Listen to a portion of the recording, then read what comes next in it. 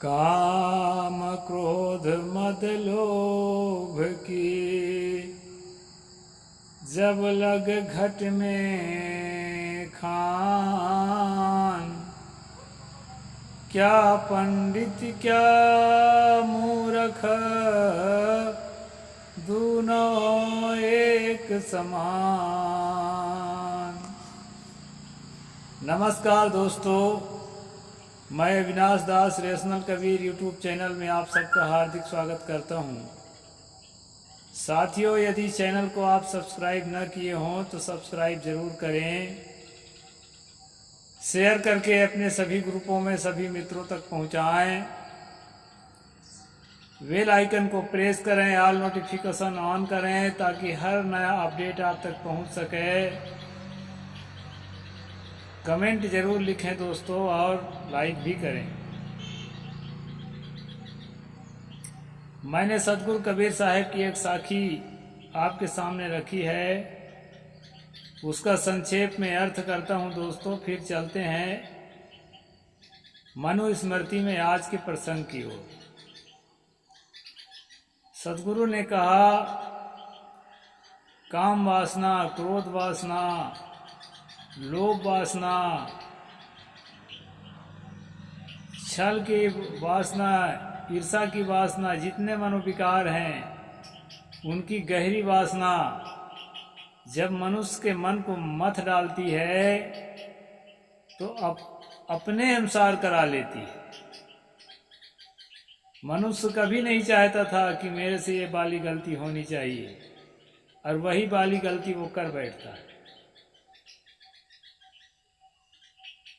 कोई आदमी अपने को सदाचारी बताता है, कोई आदमी अपने को विद्वान बताता है, लेकिन उससे ऐसे कर्म हो जाते हैं जिससे दुनिया के लोग थूकने लगते हैं। साथियों, ऐसा क्यों होता है? इस पर क्या आप लोगों ने विचार नहीं किया है? यदि किया होगा तो जरूर ये बात आप जानते हैं कि मन की जो वासनाएं हैं ये जब प्रबल होती हैं तो मन को मथ डालती हैं, विवेक को शून्य कर देती हैं, और व्यक्ति जो है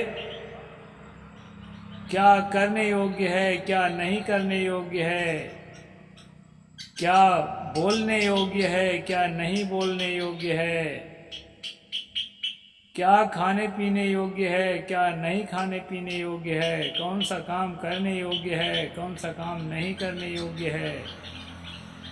इससे संसार में यश मिलेगा कि अपयश मिलेगा, मेरे जीवन में अंधेरा आएगा कि प्रकाश आएगा, इस प्रकार के दोस्तों प्रश्नों का हल उसके अंदर से नहीं निकलता, प्रश्न ही नहीं निकलते। उसको सिर्फ एक ही चीज उसके दिलो दिमाग में छा जाती है, ऑक्युपाइड कर लेती है। कौन चीज? जिस चीज के वासना में वो डूबा होता है। इसलिए जो है सतगुरु ने कहा, मनोविकारों की वासना में जब आदमी घिर जाता है तो वह चाहे जितना भी विद्वान हो, आप जानते हैं वैदिक धर्म में कहा जाता है कि ब्रह्मा जी चारों वेदों का प्रकांड विद्वान, 14 विद्याओं का जो है अधिष्ठाता, इतना बड़ा महाविद्वान की उससे किसी की तुलना नहीं की जाती वैदिक धर्म के अंदर। और वही ब्रह्मा जी जब वासना के झोंके में, वासना के उफान में डूबते हैं तो अपनी ही पुत्री सरस्वती के साथ वो काम कर बैठते हैं जो लोक मर्यादा के अनुसार बिल्कुल भी गलत है। यौन शोषण करने लगते हैं। आने वाले समय में विवाह करके उसको अपनी पत्नी ही बना लेते हैं। श्रीमद् भागवत में इस प्रकार की कहानी है दोस्तों। वो ऐसे थे कि नहीं थे, कहानी मात्र है कि मिथक है कि उसमें कुछ सच्चाई है, ये मुझे नहीं मालूम। लेकिन इस कहानी के माध्यम से लेखक ये बताना चाहता है कि वासनाओं के तूफान में जब मनुष्य घिर जाता है, उसे उचित और अनुचित का ज्ञान नहीं रह जाता। और दोस्तों, ऐसी मन की दुर्दशा न आने पाए, इसके लिए जो है पहले उपाय है।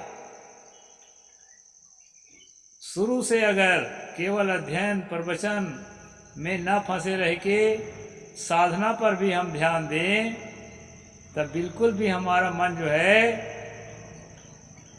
उस तरह का मैला नहीं होता जिससे कि आप जो है सूद बूद खो करके बेकाबू होकर कुछ भी करने के लिए तैयार हो जाओ। तो साधना का जीवन में बहुत बड़ा महत्व है दोस्तों।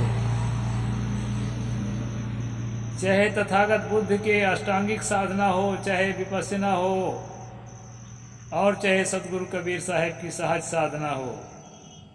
सहज साधना तो बहुत ही मुफीद है, और जो है कोई भी आदमी इसको फॉलो कर सकता है, इतना बढ़िया है। और इससे दोस्तों आप देखे होंगे जो सच्चे साधक हैं, खासकर कबीर पंथ के, उनके जीवन में इस प्रकार की गिरावट देखने को अभी तक तो नहीं मिली है। आने वाले समय में क्या होगा उसको नहीं जानते। हाँ, कुछ लोग जो नकली हैं, जो अपने आप को कबीर के जय जयकार करने वाले हैं, कबीर साहब के साधना पद्धति का उनको समझ नहीं है, तो कबीर साहब के नाम को बदनाम करने वाले भी भारत में हैं। इससे इनकार नहीं किया जा सकता। तो दोस्तों, सद्गुरु ने कहा, अगर हम वासनाओं में डूबे हुए हैं, हमारा मन उसी के अधीन है, स्वसत्ता का भान नहीं है, आत्मविश्वास, आत्मनियंत्रण, आत्मशोधन, ये सारी प्रक्रियाएं अगर हमारे अंदर नहीं चल रही है ना, खाली मन शैतान का घर, फिर उसमें शैताने निवास करेगा। खाली मन में शैतान ही निवास करेगा। इसलिए दोस्तों, शैतान को निवास करने के लिए अगर अवसर नहीं देना है, सत्यवादी बनना है, सदाचारी बनना है, मानवतावादी बनना है, मानवता के लिए, मानव कल्याण के लिए कुछ काम करना है, कुछ अच्छी सोच मन में सोचना है, कुछ अच्छा अचीव करना है, तो साधना को जरूर अपनाएं। साधना मनोनिग्रह का नाम है, साधना आत्मनियंत्रण का नाम है, सेल्फ कंट्रोल। साधना जो है आत्मज्ञान का नाम है। मंथन करके भीतर से सत्य का प्रतिपादन करना, तर्क के द्वारा, युक्ति के द्वारा, प्रमाण के द्वारा, खोज के द्वारा, अनुसंधान के द्वारा सत्य तक पहुंचने का प्रयास करना। और अगर ऐसा काम आप कर रहे हैं दोस्तों,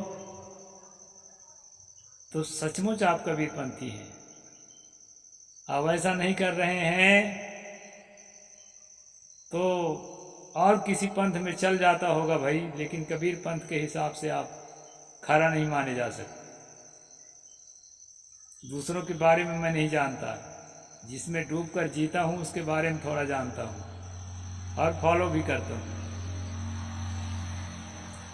तो दोस्तों, सदगुरु कबीर साहिब की जो साखी है, काम क्रोध मद लोभ की ज्यों लो मन में खान, ताव लो पंडित मूर्खा, दोनों एक समान, एक बराबर है। मूर्ख में और पंडित में कोई अंतर नहीं है। पंडित का मतलब ब्राह्मण नहीं होता है, जहाँ भी बुद्ध वाणी में, कबीर वाणी में पंडित शब्द आएगा वो जातिवाचक शब्द नहीं होता, गुणवाचक शब्द होता है। इसको ध्यान में रखेंगे। जो प्रज्ञावान है उसको पंडित कहने की परंपरा सम्यक संस्कृति में बहुत पुराने काल से चली आई। इस बात को ध्यान में रखेंगे। इसमें मूर्ख को और जो है पंडित को एक बराबर बताया गया है। अगर वो आत्मनियंत्रण में सक्षम नहीं है तो, और आत्मनियंत्रण में वही सक्षम होगा जो आत्म मंथन करता होगा, अपने अंदर के विकारों को, अपने अंदर की बुराइयों को स्वीकार करता होगा और स्वीकार करके उनको जो है निरंतर परिमार्जित करता होगा, और जो है बुरे से अच्छे की वो निरंतर अपने मन को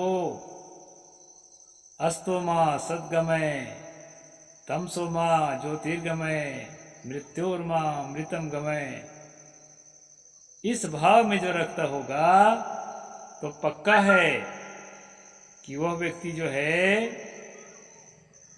संभल जाएगा।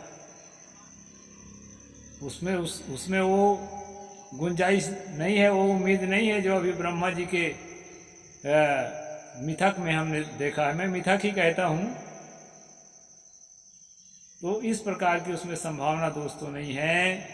इसलिए साधना को अपनाए, आत्म संयम को अपनाए, और जहाँ आत्म संयम से